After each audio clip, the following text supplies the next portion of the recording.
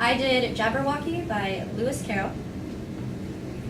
'Twas brillig and the slithy toves did gyre and gimble in the wave, all mimsy were the borogoves, and the molly rafts outbrave. Beware the Jabberwock, my son, the jaws that bite and the claws that catch. Beware the Jubjub and shun the frummiest bandersnatch. He took his vorpal sword in hand, long time to make some hope he saw. So rested he by the tum-tum tree, and stood a while in thought. And as in uffish thought he stood, the Jabberwock, with eyes of flame, came whiffling through the tulgey wood, and burbled as it came. 1, 2, 1, 2, and through, the vorpal blade went snicker-snack. He left it dead, and with its head, he went galumphing back. And has thou slain the Jabberwock? Come to my arms, my beamish boy. O proud to stay, Callooh-Callay, he chortled in his joy. 'Twas brillig and the slithy toves did gyre and gimble in the wave, all mimsy were the borogoves, and the molly raths outbrave.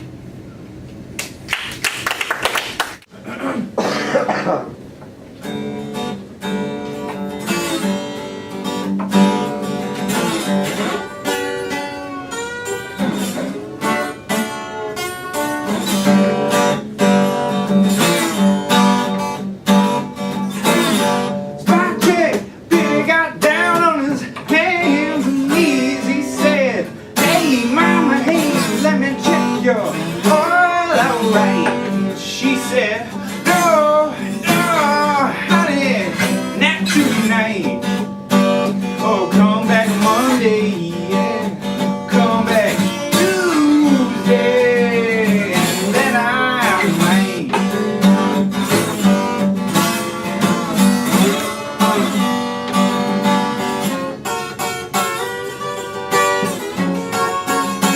I said, Juanita, my sweet Juanita, what are you up to, my Juanita? I said, Juanita, my sweet Taquita, what are you up to, my Juanita? Don't want nobody who won't die for dimes. Don't want no speedball, 'cause I'm out there trying. Throw me a line,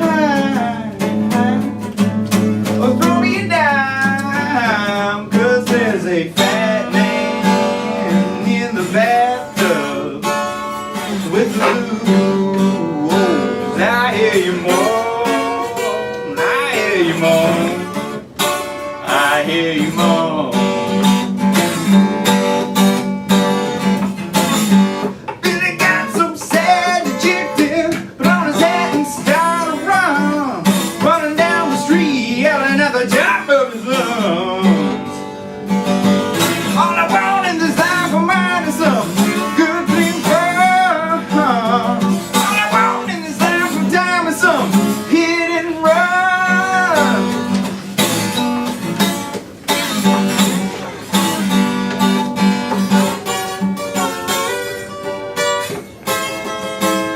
I said, Juanita, my sweet Juanita, what are you up to, my Juanita? I said, Juanita, my sweet Taquita, what are you up to, my Juanita?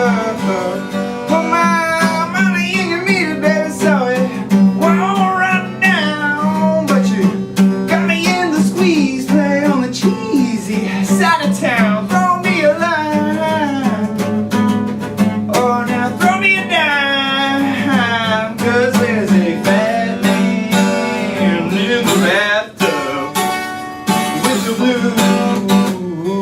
I hear you moan, I hear you moan, I hear you moan. Whoa, you moan.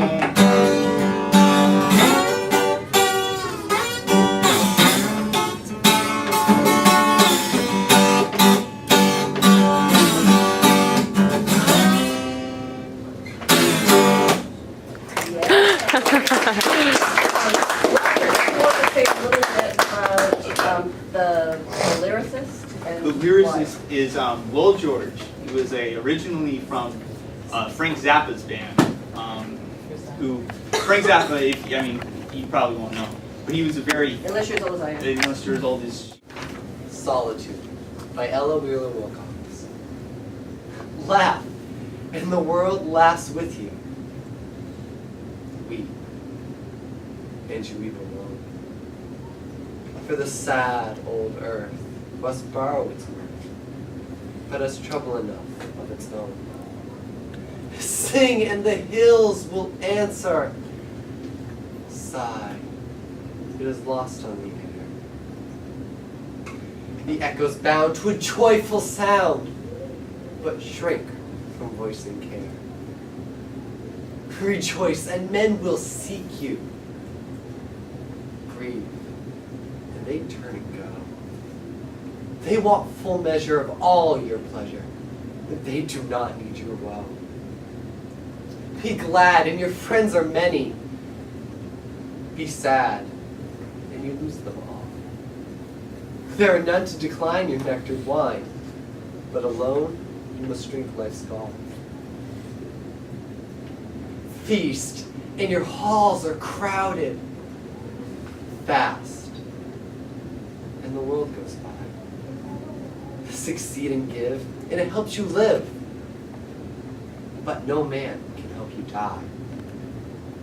There's room in the halls of pleasure for a large and lordly train. But one by one, we must all file over down the narrow aisles. Okay. Okay, we're much. Do not go gentle into that good night by Dylan Thomas. Do not go gentle into that good night. Old age should burn and rave at close of day. Rage, rage against the dying of the light. The wise men know at their end dark is right, because their words have forked no lightning. They do not go gentle into that good night. Good men, the last wave by, crying how bright, their frail deeds might have danced in a green bay. Rage, rage against the dying of the light. Wild men, caught in saying the sun in flight, and learned too late they grieved it on its way. Do not go gentle into that good night. Grave men, near death, who see with blinding sight. Blind eyes could blaze like meteors and be gay. Rage, rage against the dying of the light. And you, my father, are on the sad height. Curse, bless me with your fierce tears, I pray. Do not go gentle into that good night. Rage, rage against the dying of the light. Oh, good. This is the Delta by Bruce Bond. If you are going there by foot, prepare to get wet. You are not you anymore. You are a girl standing in a pool of clouds as they catch fire in the distance. There are laws of heaven and those of place and those who see the sky and the water. Angels and ashes that are the deltas now. They say, if you sweep the trash from your house after dark, you sweep away your luck. If you are going by foot, bring a stick, a third leg, and honor the great disorder, the great broom of waterfowl and songbirds. Prepare to voodoo your way, best you can, knowing there's a little water in things you take for granted, a little charity in squalor for the smallest forms of life. Voodoo is always mostly charity. People forget. If you shake a tablecloth outside at night, someone in your family dies. There are laws we make thinking it was us who made them. We are not us. We are a floodplain by the Mississippi that once poured slaves upriver to the fields. We are a hurricane in the making. We could use a magus who knows something about suffering, who knows a Delta's needs. We understand if you want a widow to stay single, cut up her husband's shoes. He is not himself anyway, and walks barefoot across a landscape that has no north.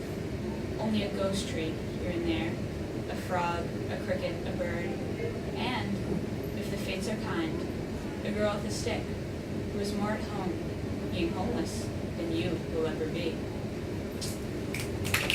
Well done. Book Lover by Robert William Service. I keep collecting books I know I'll never read. My wife and daughter tell me so, and yet I never heed. Please make me, says some wistful tone, a wee bit of yourself, and so I take my treasure home and tuck it in a shelf. And now my very shelves complain. They jam and overspill. They say, why don't you ease our strain? Someday I say I will. So book by book, they bleed and sigh. I pick and dip and scan, then put them back to stress that I'm such a busy man. Now there's my Boswell and my Sterne, my Gibbon and Defoe. To save your Swift I will not learn, Montaigne I may not know. On Bacon I will never sup, for Shakespeare I've no time, because I'm busy making up these jingly bits of rhyme. Chekhov is caviar to me, while Stendhal makes me snore. Poor Proust is not my cup of tea, and Balzac is a bore. I have their books, I love their names, and yet alas they head with Lawrence Joyce and Henry James, my roster of unread. I think it would be very well if I commit a crime and get put in a prison cell and not allowed to rhyme. Yet, given all these worthy books according to my need, I now caress with loving looks, yet never read. I'm reading Marcus Millsap's School Day Afternoon by Dave Eddard. I climbed the steps of the yellow school bus, moved to a seat in the back, and we're off, bouncing along the bumpy blacktop. What am I going to do when I get home? I'm going to make myself a sugar sandwich and go outdoors and look at the birds and the gigantic blue silo they put up across the road at Mott's. This weekend, we're going to the farm show. I like roosters and pigs, but farming's no fun. When I get old enough to do something big, I'd like to grow orange trees in a greenhouse. Or maybe I'll drive a school bus and yell at the kids when I feel mad. Shut up back there, you hear me? At last, my house, and I grab my science book and hurry down the steps into the sun. There's Mr. Mont staring at his tractor. He's wearing his decal cap with the crazy winged ear of corn on it. He wouldn't wave over here to me if I was handing out $100 bills. I'll put brown sugar on my bread this time, then go lie around by the water pump where the grass is very green and soft. Soft as the body of a red-winged blackbird. Imagine a blue silo to stare at, and mother not coming home till dark. Who first? I'll be reciting The Fall of Rome by W.H. Auden. The piers are pummeled by the waves. In a lonely field the rain lashes an abandoned train. Outlaws fill the mountain caves. Fantastic grow the evening gowns. Agents of the fisc pursue. Absconding tax defaulters through the sewers of provincial towns. Private rites of magic send the temple prostitutes to sleep. All the literati keep an imaginary friend. Cerebratonic Cato may extol the ancient disciplines, but the muscle-bound marines mutiny for food and pay. Caesar's double bed is warm, as an unimportant clerk writes, I do not like my work, on a pink official form. Unendowed with wealth or pity, little birds with scarlet legs, sitting on their speckled eggs, eye each blue infected city.